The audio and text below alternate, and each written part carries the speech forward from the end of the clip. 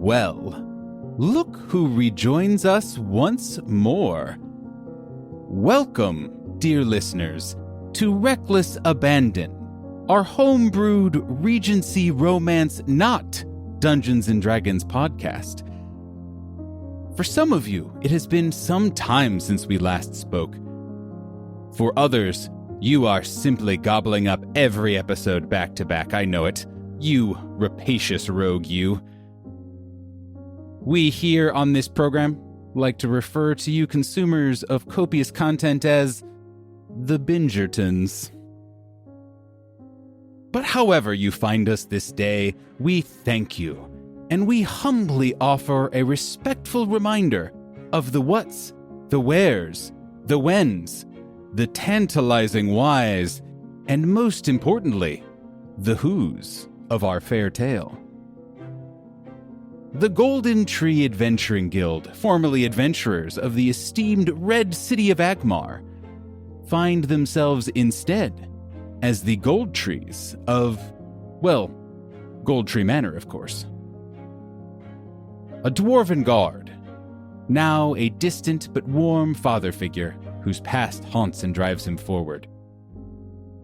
An impulsive grung wannabe hero, now a doting and competitive mother, who will stop at nothing to reach her family's goal. A dragonborn monk, now serving as the ever-present, ever-trusted head butler of the family. And a human asterisk cleric of the Arcana domain, now a daughter who finds herself in the center of the social event of the season. The family has just been invited to and arrived at the Emerald Gala, the year's biggest and most important social event of their perhaps fictional season. The Gold Trees aim to position the bookish but charming Violet as the event's emerald, held in esteem as the perfect blend of propriety and personality, of artistry and honor. Such is the shortest path to higher social stature for the family, and a potential love match rekindled for Violet. That's right, dear audience. This has the potential to be a kissing podcast. Quincy Feathertop, co-host of the ball and most eligible bachelor in the county, is the apple of the eye of Violet and a great many other potential suitors. But standing in the way of a happily ever after is the other host of the ball. A one Lady Florentina Feathertop, Quincy's severe and protective aunt, who also happens to be one of the richest mortals on the continent. And that severe, protective bird of prey of an aunt is seated immediately in front of the Gold Tree family. The quartet has just entered one of the many opulent ballrooms as part of the welcome event. They can now make their crucial first impressions, both on their hosts and the rest of gathered society. And now I ask our dear Gold Tree family to please describe who Lady Feathertop, Master Feathertop, and the audience sees before them before we move on to the first full round of our game. The grand doors open, and the name, the Gold Trees, are announced. Through the doors, you see a squat dwarf, accompanied by his lovely grung partner, walk through. The dwarf is an older gentleman, wearing a crisp military outfit, comprised of white slacks and a forest green jacket with some gold trim over it. There is an air about him as he surveys the room. It is calm. It is reassuring. The more you look into this dwarf's eyes, the more you see his years of life, many of which may have been difficult.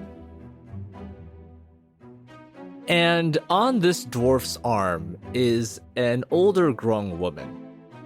She is wearing a dress that complements her husband's.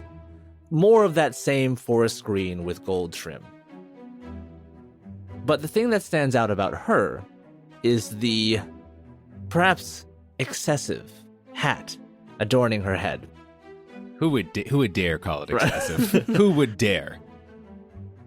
This was a gift from her dear husband, Kenjamin, on one of their many anniversaries. And it is a large, wide-brimmed hat with a scale model of the Gold Tree estate sitting atop it, with working lights, water features, trees, and little miniature models of each of the Gold Tree family and their assistants.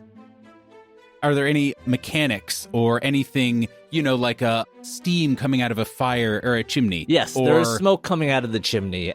And you can see the smoke from the hat waft in front of Kenjamin's face, and he goes to waft it away. Very casually, just get it out of his face. I will say the one thing that kind of also stands out about Charity Goldtree's demeanor is that she entered the manor a little bit more feebly, more weak than before. And kind of a callback to our previous episode where I rolled a critical failure on one of my dice. One of the mechanics of this game is personal reputation. When you roll a critical failure, your personal reputation goes down a little bit. So I'm actually starting off this session with a little bit less reputation than I'd like.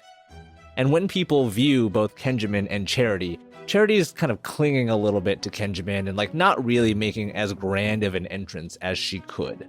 Especially, I would imagine, with under the weight of a full-scale model of an estate house. Correct. So, standing slightly behind Kenjamin and Charity is I'm sorry, I'm just imagining you ready to catch the hat at a moment's notice. That's your job for the night. Pretty I'm close. Sorry, go get No, that was pretty close to what it was. Yep. But standing just slightly behind Charity and Kenjamin is a tall, dragonborn former monk. Sylvester Lynn is dressed all in black except for the trims, which are gold, and on his lapel is a small pin denoting a golden tree, the symbol of the household. You could see that he is trying to keep himself poised and straight-backed as the head butler, but also ready to spring into action if anything on top of that hat should start to topple. And behind all of this is Violet Goldtree. She walks in with a floor-length gown that is very simply cut, but has faint yet intricate embroidery all over it that are branches and leaves. Her hair is longer than before to fit the style of this time we've found our characters in. Violet's auburn locks fall along her back with the top half tied up away from her face with very stylish ringlets as she enters the grand hall, doing her best to stay calm and poised as she sends a prayer to any and all saints, especially those of architecture and fascinators, that her mother's hat is a hit at this party.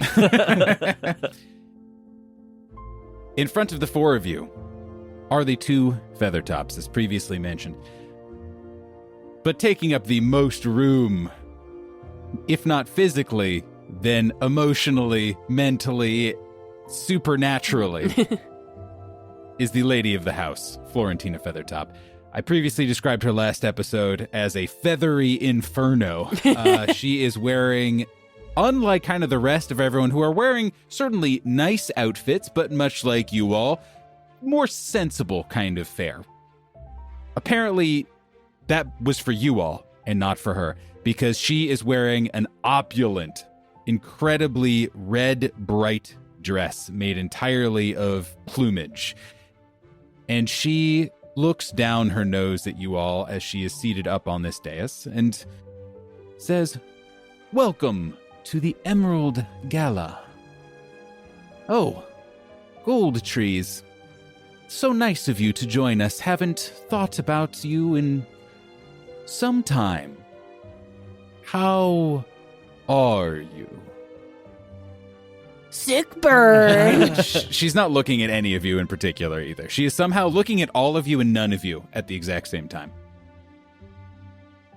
Do we reply with a sick burn, or is that too... So, this seems like a great time.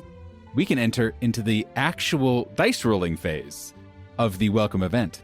Dice rolling in a role-playing game? I I know. am outraged, We've sir. finally Outraged. gotten there after however many minutes of playing. As we said before, this is a homebrew system. We'll talk more about it at some point, or subscribe on Patreon, or go buy it if it's available. We'll have a mid-roll, I'm sure, or something about it. But there are things called scenes, where all of the different players essentially can make a dice roll using one of their skill-based dice pools to advance either their own cause or the cause, in our case, of Violet, to kind of become the emerald of the season's event. One of the scenes, the first one, in fact, is the entrance. Now, you do not have to roll in this exact moment in time. You can roll later on in this event, or it can even be later in the evening. It's kind of an amorphous time. So if anyone would like to use this moment to kind of make their first impression, by all means. I wish I had more Regency one-liners available, because I do want to have Violet kind of like not push forward, but like glide forward and have like a response. Insert witty retort. Yes. I also do want to reply to Florentina. Absolutely. And would you like this to be your dice roll, or would you like to just reply? I Both would are like valid. this to be my dice roll. Absolutely. And so I would like to use propriety for this roll. This is a pivotal moment, and I want to make sure that we are making a good impression. And so Kenjamin is, I imagine, shorter than Florentina and has to like look up at her a little bit and gives the most pleasant, warm smile and says in response, "I assure you, no one has occupied our thoughts more than you." Okay. I think we said this last time, but it's a big old fistful of dice. 1, critical failure. 2 to 4, failure. 5 is a success. 6 is a critical success, and things happen when you roll them appropriately. And Kenjamin has a lot of propriety, and so I'm actually rolling 3d6 for this roll. Ooh, a 6. Ooh. A critical success. Excellent. Now, you can either choose that this is an action that is advancing your personal reputation, and kind of by extension, the reputation of the whole household, or it can be advancing your personal goal. What would you say that this was? I would say this is advancing my personal reputation. So, because you rolled a critical success, you increase your personal reputation by 1. So my reputation has gone from 2 to 3. Lady Feathertop kind of looks at you, and her eyes, which previously, again, were looking at everyone and no one all at the same time, settle on you, Kenjamin. And there's an uncomfortable moment where your eyes lock and this stony face meets a also literally stony dwarf. Mm-hmm. And you could swear that just a tiny corner of her mouth turns up a little when you say that. Oh, well, I'm sure that the gala will be more interesting for having you all here. I hope you all are well. Madam Goldtree, are you feeling up to the rigors of our annual gala? It seems that you are a bit unwell. So, between the previous veiled insult and Lady Florentina Feathertop's just direct, basically, accusation that says, you're not well enough to be here, Charity's having a hard time not just going off, essentially. I want to try and roll stoicism, essentially to, Ooh. bite my tongue Okay. and, keep myself from making a scene here because I know, left unchecked, we're going to have some problems. Okay. And I would like to help with that, seeing as I am kind of directly behind. I love that. I will whisper to Charity, Calm, my lady. Plenty of time. So, stoicism is Charity's worst trait. Mhm. And as always, I am only rolling a single d6. But because I have Sylvester's help, I'm rolling an additional d6 on top of that. So I got a 5 on one die and a 1 on the other. That is a success. I will thank Sylvester for his help later, but for right now, Charity simply responds with, the road here was long, but I'm so happy that we were able to make it to the Emerald Gala.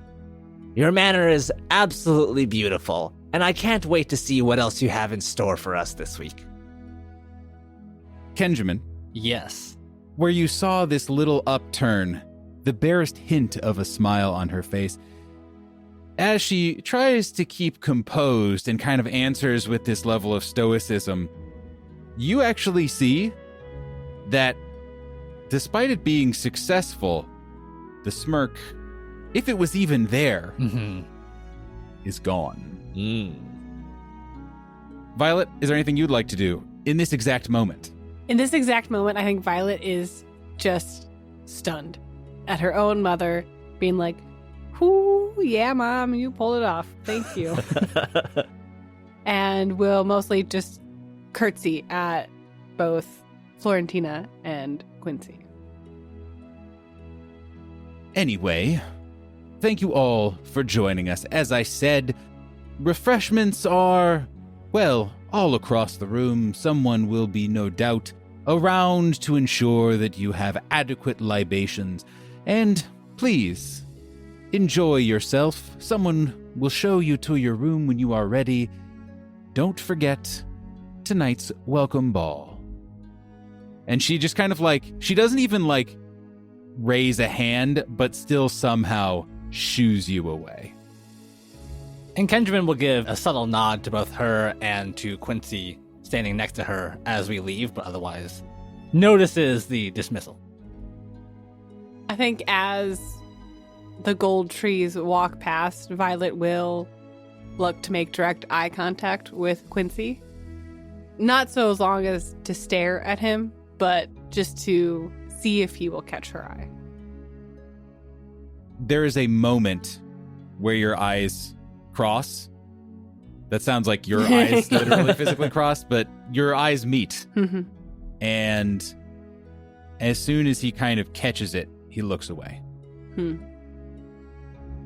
The party is very nice. Again, there are seemingly endless amounts of waitstaff who are constantly circling with a variety of fantasy champagnes, fantasy canapes, all of the kind of delightful little morsels that you would kind of find at a very prim and proper setting. And like I said, this is presumably one of the many ballrooms that exist in this opulent estate. There are even multiple stories as people kind of are able to look down and watch as new people continue to stream in, and you are able to kind of start mingling, start seeing who all is here, and, you know, kind of getting a lay of the land, so to speak.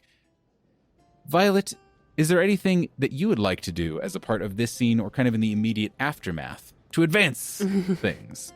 I think for Violet, though this is the social event of the season, we are in the presence of a lot of familiar faces, as like the families that attend these events are the same most of the time. As new people move to the area, they are welcome to come and things like that. But so for the most part, Violet knows a lot of the people and knows her competition, for lack of a better phrase. Because I am assuming this whole week-long social event is a game of chess, she is finding like the knights for Florentina and would like to engage in some thoughtful and... You know how knights move, so you're trying to raise L? Damn it.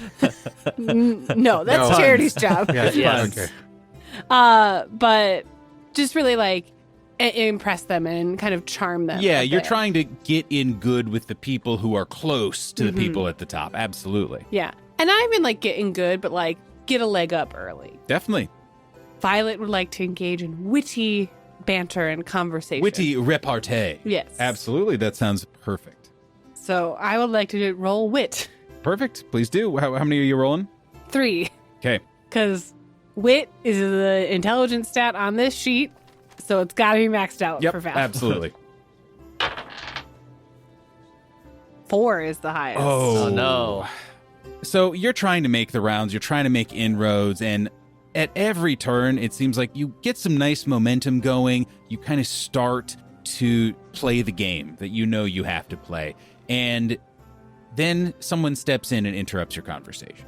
Or, then now there's this new plate of hors d'oeuvres that come, and everyone's back immediately turns, and then conversations start up other places. And so while you make a fine impression, you don't make a lasting impression, which is almost worse. Thing. So alas, as the afternoon wears on, more people come, and of course, more people start to leave as the hour for the kind of grand ball approaches. Eventually, you all kind of reconvene, you find one another, realize, it is time for us to be shuffled off to the next place. And just as you are kind of looking around to maybe decide to go, or, should we get going? Do you know, how do we ask someone where we're staying? Impeccably, a servant just kind of sidles up to you. Excuse me, Gold Trees, may I assist you to your lodgings? That would be most excellent. Very good, very good. And this butler twirls around and starts walking off and leads you to a part of the estate that appears to just be the equivalent of a neighborhood. Behold, another perfect recreation of the Gold Tree Manor. We had it flown in. One half scale. But there are just cottages. Rows and rows of individual cottages. They're nothing But, like- overly huge. I was going to say, is this like the cottage that Marie Antoinette built in the back of the Palace of Versailles because she was just like a little too over all the guests she had at Versailles? It's not that. They are no manor estates. Certainly it is not as large and luxurious as where you guys live, but they are each individually larger and more luxurious than how most people live. And everyone is being filed away to it. Again, this is all just in kind of a beautiful grid. There is impeccable landscaping everywhere. More weird birds just kind of everywhere. Is this like on like there's like a grand like mall or lawn that's like a kind of like a little square that the cottages are around, and then like more cottages are gridded off of that? I was viewing it as like sprawling hills Okay. and then just lines of cottages, because there's hundreds of people here. Presumably some people live nearby that they're probably going home or something like that. But for people like you guys, that's not feasible. And there are scores of nice houses that are just apparently also on the Feathertop estate. See, I was imagining the dumbest version of this, which is that there was just one line of estates, and we all had to file in by alphabetical order. So we were very lucky that our name starts with G, but those folks that start with Z got to walk like 4 miles to the end of the block. Absolutely, that is true. Well, it is at the end of the block, but also way back, so Yeah. it's back corner. And luckily, you guys were somewhere kind of in the middle, for Right. certain. As you are kind of shown to your cottage in between the gold farthings and the gold zings. Gold zings. Yep, that's a canonical name. I'm not writing either of those down. You can remember it if you want to bring them up. Which we're going to now. Which you're going, that's fine. And if you do, by all means, I'm just being Hey, honest. look, it's I'm not gonna Zachary do it. Goldzing. Zach, how you doing? Great, and then I'll write it down. Wow, As soon the as it only becomes- character I want to interact with all night. That's fine. I'll figure it out. All of your luggage has already been brought there, impeccably laid out for you to claim your various rooms, of which there are somehow adequate for your entire family, and servant even has his own room. You know, it's like tucked away. It's like sure. the equivalent of under the stairs, but the stairs are giant stairs, so it is a the full stairs room have a whole still. master bathroom. Yeah. and Yeah, a precisely. spa attached to them. Exactly. Walk-in closet. And you are all able to ready yourselves for the evening ahead. But of course, most crucially, is Violet. We are now heading into the welcome gala, which means not everyone gets the dice roll. It means only that Violet gets a dice roll. But anyone who has not used their help actions are allowed to. You can only stack help once for particular roles. Is there anything that you would like to say either mechanically or flavorfully as you all get ready, as you kind of get psyched to show up to whatever is in store later this evening? So Charity is definitely helping Violet with her hair and makeup. That's for sure. But she is also busy picking out which hat might be the most proper at this event. For herself? Oh no, for Violet. Violet's not wearing a hat. No. Oh no, it fell off on the walk over. Tonight is a night of dancing. There will be no hats. Well, that's what Sylvester's for. I always have him carry my hats when there's dancing. No, Mom, the hats are for you. Violet, You've made a very dear. intricate spreadsheet. This is of the Emerald Gala, the finest event of the is season. Saints and Demons Welcome Ball. It is. You can't go the out with your first- head looking like that. We have done hours of work on my hair. It looks fantastic. It'd be a shame to cover it with a hat. Kenjamin, say something to your daughter. Yes, quite.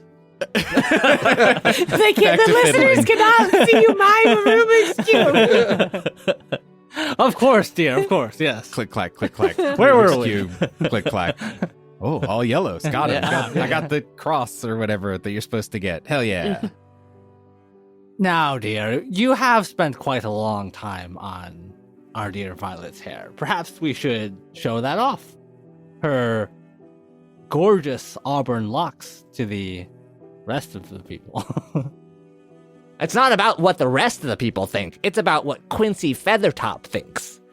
And you saw his cape, his clothes. He appreciates someone with style, with class, with a hat.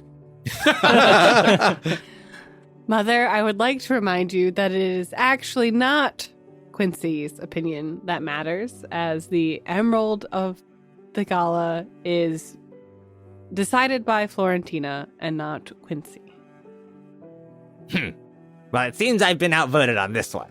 But just you wait, there's a whole week full of these dances. We'll get a hat on you yet, Violet. Sylvester will kind of move up to Violet's side and just lean down and say, I understand the most modern of the dances require a lot of head bobbing, and a hat would be impractical. Violet will chuckle to herself. and then he will step back and put his arms behind his back and wait for something to do. I'm trying to figure out Violet's outfit for the Saints and Demons. That was my outfit. The I had the one outfit. I love that as a character choice. Just straight up. I'm already dressed and ready to go, guys. Yeah. Like, whenever in case you're you ready. need permission, I love that. I'm trying to decide, would Charity let Kenjamin only bring one outfit for the whole event? I believe that Charity would allow Kenjamin to think Exactly. he only brought one outfit Right. for the event. So as you're getting dressed, putting on that same military outfit that you walked in with that everyone's already seen, Charity just beckons to Sylvester. Sylvester, get the rest of Kenjamin's clothes. He's got a few to try on. Right away, madam. What do you mean? Like my belt? I mean, I've got it right here. I don't see what Sylvester. Oh, what? Sylvester, what are you doing? Yeah. Get away from me. And that's how we're going to spend a few hours, since Violet won't let me touch her hair anymore. That energy has to go somewhere. Right, yeah. And it's unfortunately Kenjamin. I feel like Violet very much encouraged this as well, of trying to divert some of Charity's focus from her to her dad. And Violet feels a little bit bad about it, but not enough to intervene. And So- like Sylvester, I imagine Sylvester is like dressing Kenjamin to an extent where like Kenjamin does not want to put on these clothes. Yeah, so like to the extent of like Charity's probably saying something like, try on the blue coat, and then Sylvester will get the blue coat, hold it up, realize Kenjamin is not doing anything with his arms, and then just kind of drape it over him so that Charity could get a look at what it would look like. Yes, and then, exactly. And then we kind of swap it out. And Maybe not that one. Try the gray one next. Violet will take this opportunity to go. I'm assuming cottages all have a little outdoor seating area. Sure. Absolutely. Yep. Maybe Various like a nooks. front porch or something, like, and we'll go and sit and enjoy some quiet reading time. Are you decked out at this point? Oh, or is she's in this her like full, like, Violet was the first person to finish getting ready because it is very important for Violet to be ready on time. So she is ready and waiting. And now Charity's attention is diverted to Kenjamin. And so Violet has some time before Charity decides it is time to go to the ball. And I also imagine that Sylvester will probably be the last one to get ready because he has been helping everybody else, which is also partly why I How come chose he only this gets one particular- outfit? No, I actually Sylvester goes to get ready and comes out in a saint-ish outfit. If you want, I can tell you now, or we can wait till the description. Well, if we're all eager McBeavers to, which is definitely the most Regency term that I've used, I think, to unveil what all we're wearing, it's nighttime. Dotted all throughout the various cottages that people are now emerging from are floating candles, leading you back to somewhere on the estate. And you can see trail and trail of people who are just kind of barely lit by all of this candlelight, all going to a yet unforeseen building on this estate property, which gives every impression of being another palace. Could you all please describe once more what now you are all wearing as you all enter into the welcome dance, the first formal event of the Emerald Gala?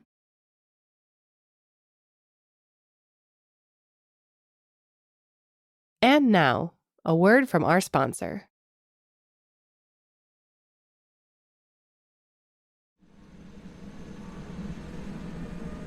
Hello, this is your pilot speaking. I would like to welcome you to Reckless Airlines. Our total flight time for this episode is approximately 1 hour, and we will be cruising at an altitude of 2,000 frog stacks. In a little bit, the flight attendants will be by with complimentary clips and excerpts from previous Reckless Attack episodes. We know you have a lot of choices when it comes to 5th edition Dungeons & Dragons actual play podcasts, and we would like to thank you for choosing ours. If you enjoyed your experience during today's episode, please be sure to fill out the in-flight survey and leave us a rating or review, or tell a friend. Book your next flight with us at www.recklessattack.com, and thank you for listening.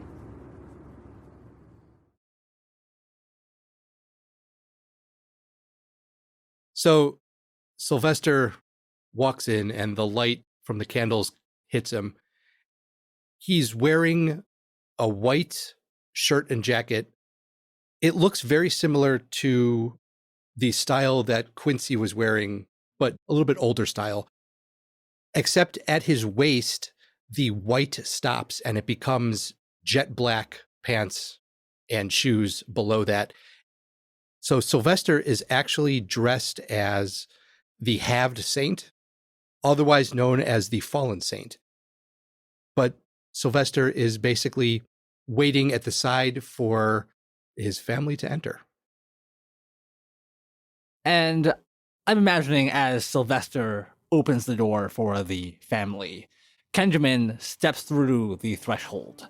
His long white hair is down and has been brushed straight so that it lies flat along his shoulders.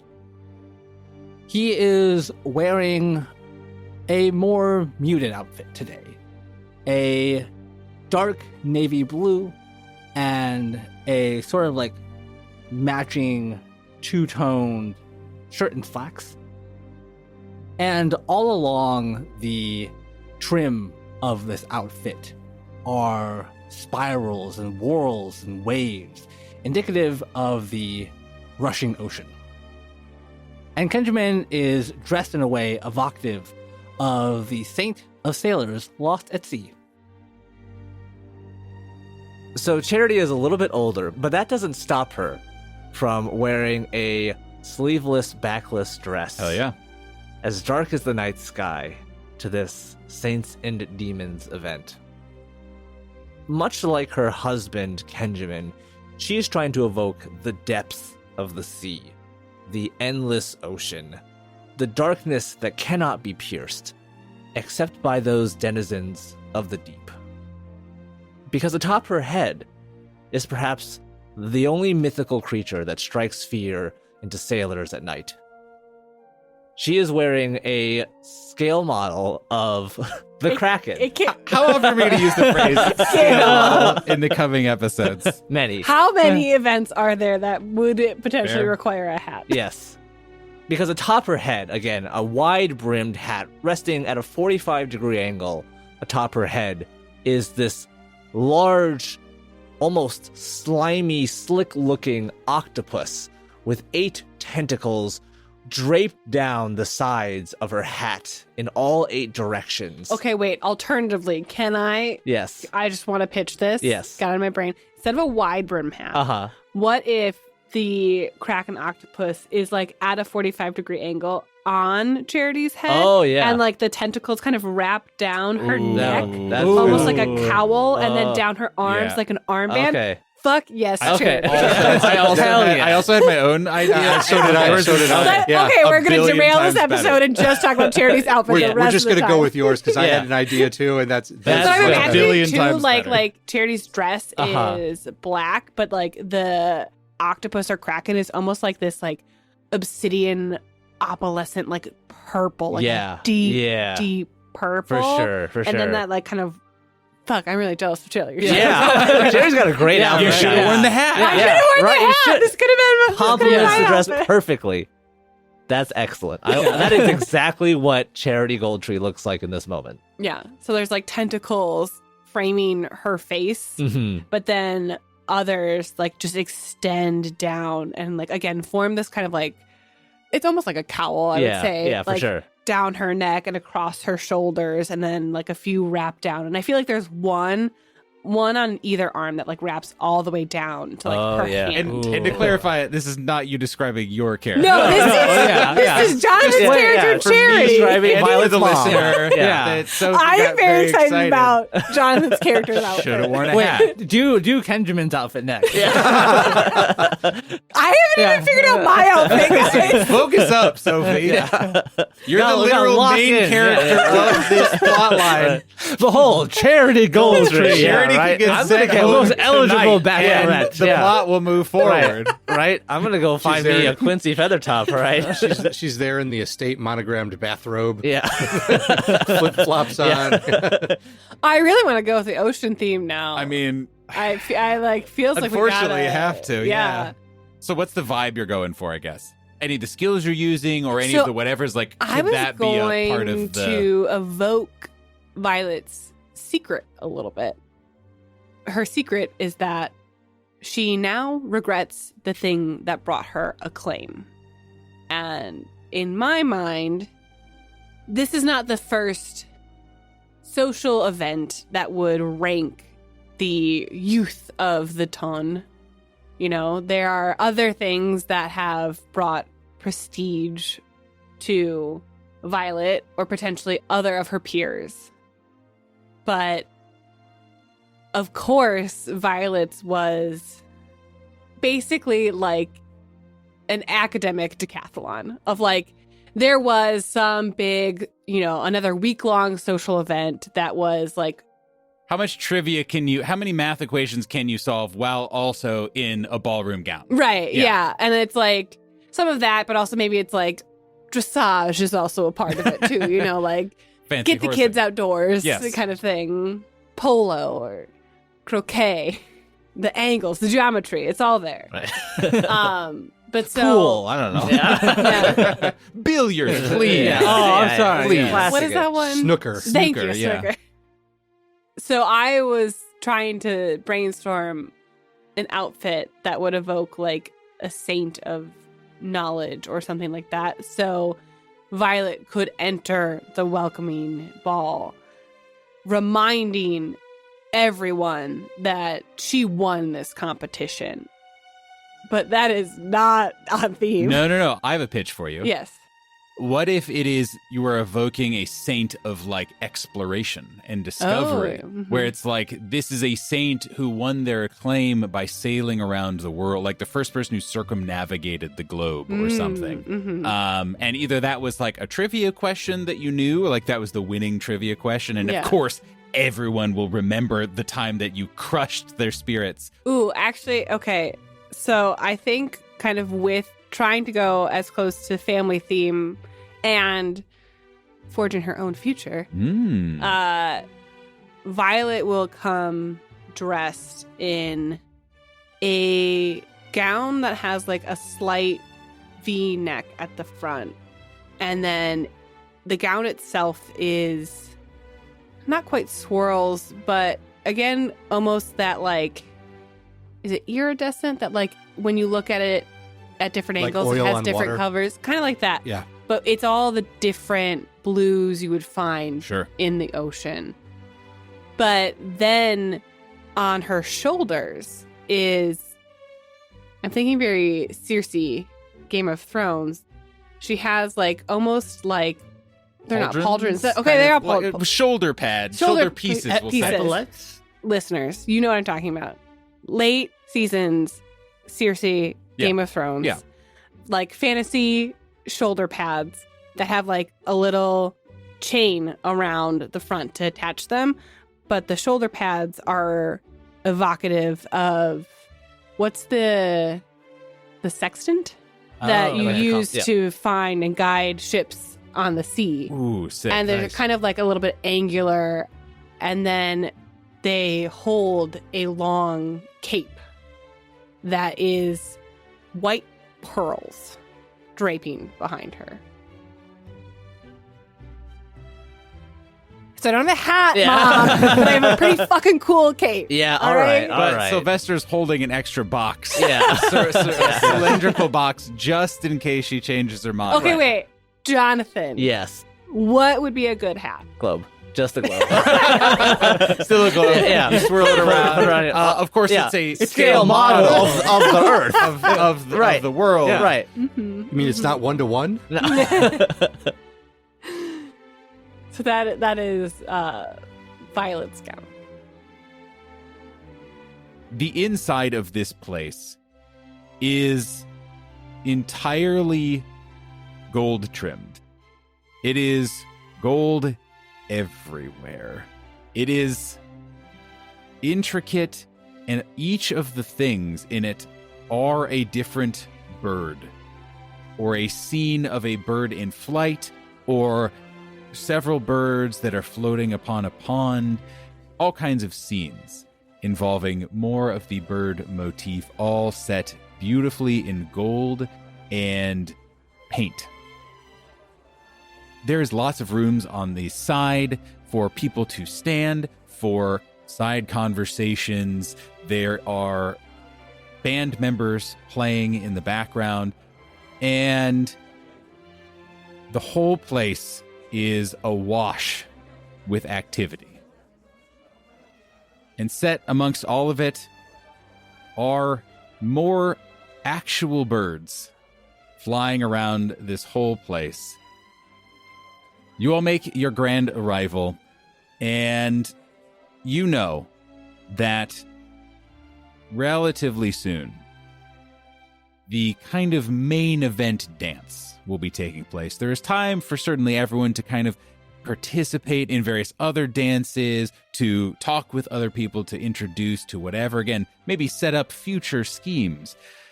But you will all have to kind of go your different directions at some point in the evening. For the three of you who are not Violet, is there any particular notable either action or just kind of image that kind of encapsulates what you are doing this evening? So I'm going to say Kenjamin and Charity are definitely dancing the night away. Yeah. Yeah, they dance a lot, and Charity is especially flashy when she dances. She's all over the place. She's very attention-grabbing, is her primary style. And dancing happens to be her specialty skill, so there's a lot of eyes on her and Kenjamin at the ball tonight. Which is why we chose a hat that attaches at 8 different points. Yes, exactly. Very and important. And yet, so very quickly, there's 2 tendrils that are just slapping other people. Yeah. But, everyone's having such a nice time that it's a pleasure to be hit in the face. Right. Or probably like in the waist Yeah. by these beautiful, beautiful tentacles.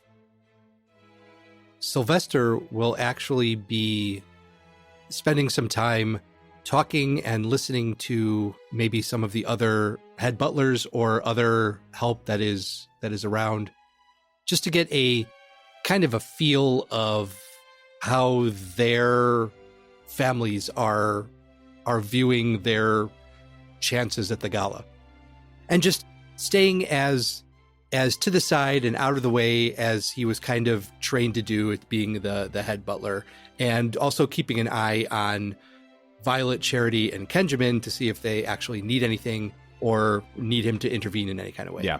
Seems like Sylvester knows that this is part 1 of a longer campaign, so to speak.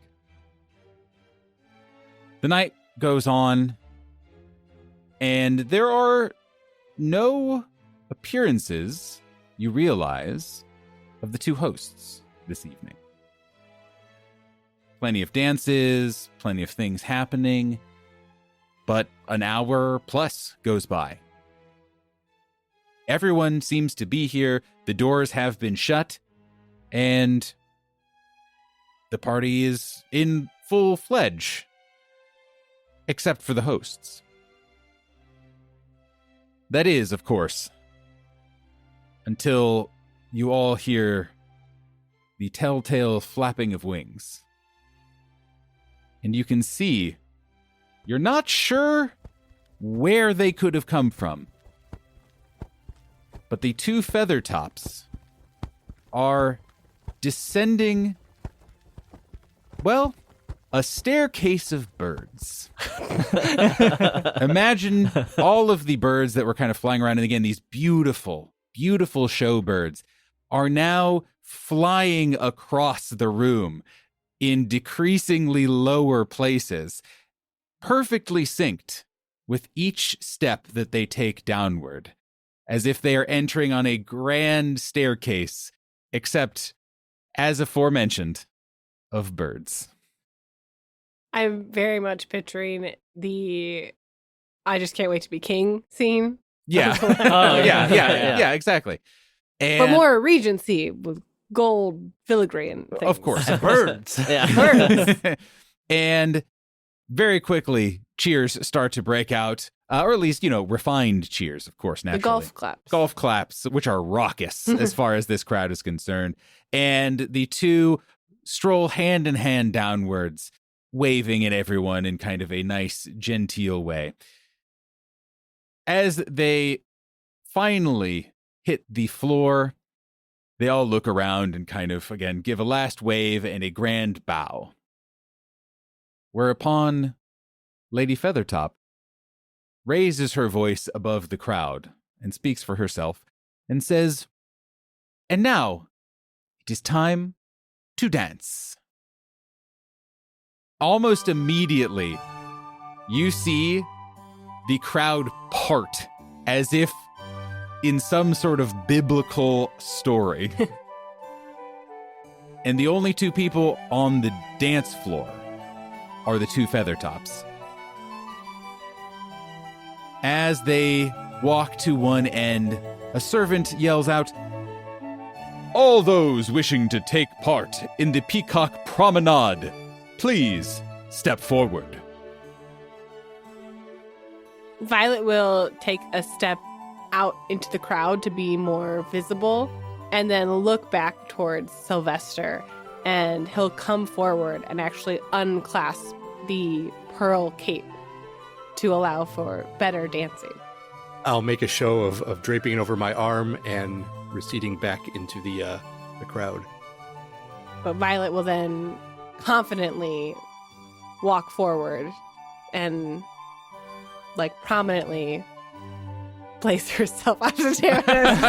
Promenade forward, yes, exactly. But prominently place herself in front of At a peak position. You recognize many, but not all of the faces who also step forward. There's actually quite a range of people who participate in these because, again, it's not necessarily only to be the prime suitor. Certainly. Again, most years that is not the case. Most years it is just to kind of social climb and be the most eligible. So you see people of all ages and all genders kind of taking part in this. Particularly, you see just down the line from you, you see Kimberly Fitzhugh, who you may recall your father kind of vaguely recollecting on your way here. You know her as the first daughter of the second most powerful and rich family in the county. And she is wearing a very intense gown. Her dress shows a morning sky, like a sunrise effect, where near the floor is a beautiful kind of grassy scene, and then you can see a sun emerging with intricate colors all the way up, and her hair done to evoke clouds. And she pays you no mind, stands ramrod straight, ready for the dance. The music kicks in. It is sweeping in a sort of formal and stiff way. Now, Violet, how are you trying to tackle Kimberly Fitzhugh? That's Charity's job. Yeah, with right. ink That's true. spray. That's Right. true. So, though this dance is exacting steps Yes. and routines, you do have to do those steps and numbers with every ounce of energy you have. Though Violet and Charity butt heads sometimes, she is her mother's daughter and does love a dance. And has watched her parents dance and has been taught to dance by them her entire life, and shares their passion for music and dancing. The dance. The dance. And so she will be using passion. Okay, love that. Are there any other things you are adding? One thing, I don't know if I can add this necessarily, is that she is dressed to evoke her secret, specifically to Quincy, as the part she regrets about winning this contest and this acclaim is that it came at his expense. He came in second, and it was definitely expected of him to win.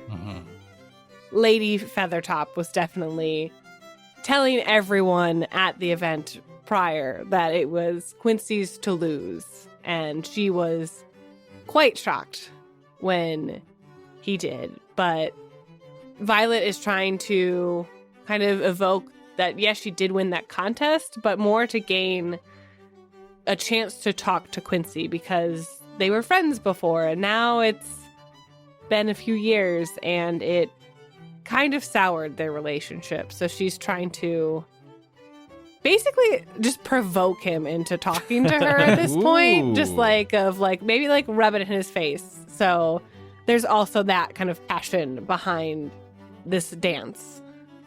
You know what? I'll give you a D6 for that. Okay. That seems reasonable. Okay, I have a 5 at least. Okay. Cool. Good. Everyone swirls and steps in time with this music. You can see out of the corner of your eye your parents watching. You can see Sylvester, I don't know, lurking in the shadows, waiting to be of assistance.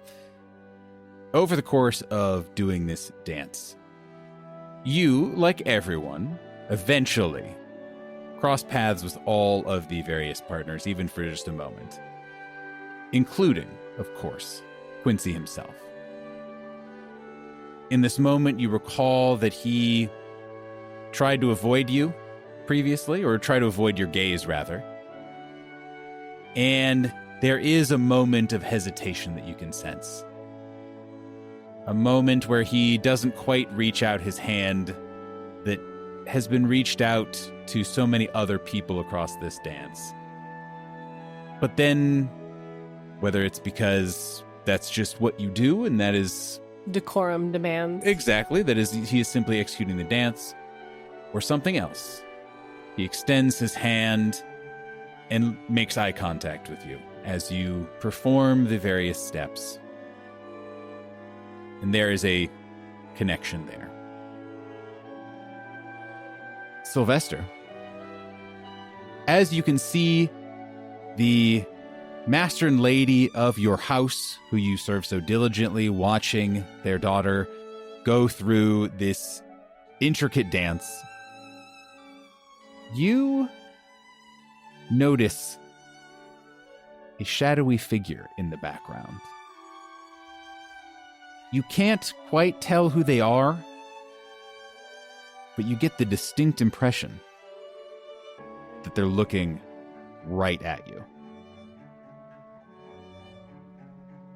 And that is where we'll leave until next week's episode. Oh. Yay! Thank you for listening, everyone. Yay! Bye.